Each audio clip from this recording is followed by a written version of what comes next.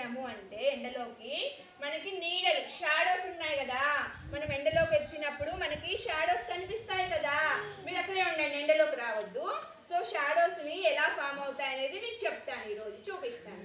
ఓకేనా నాన్న? Are you ready?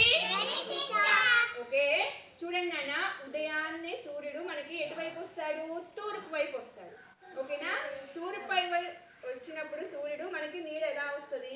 కుడి చేతి వైపు వచ్చినప్పుడు మన నీడ ఎడమ చేతి వైపు వస్తుంది. ఓకేనా?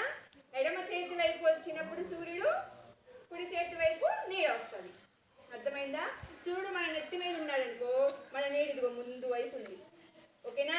సూర్యుడు నెత్తి మీద ఉంటే మన నీడ మన ముందు ఉంటుంది. సూర్యుడు కుడి వైపు ఉంటే మన నీడ ఎడమ వైపు ఉంటుంది. సూర్యుడు ఎడమ వైపు ఉంటే మన నీడ ఎటువైపు ఉంటుంది? కుడి వైపు ఉంటుంది. అర్థమైందా నాన్న? సరే, నేను ఒకరిని పిలుస్తా, మీరు ఇక్కడ మీ నీడని చూస్తారా? నాగ చైతన్యారా, ఇక్కడ నుంచో మీ షాడో కనిపిస్తుందా? కనిపిస్తుందా షాడో? ఇటు తిరుగు, నా వైపు తిరుగు.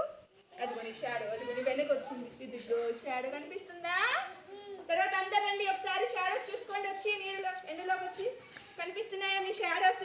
ఇలా ఇలా ఇలానండి, కనిపిస్తున్నాయా? అర్థమైందా నాన్న? వీటినే మనం నీడ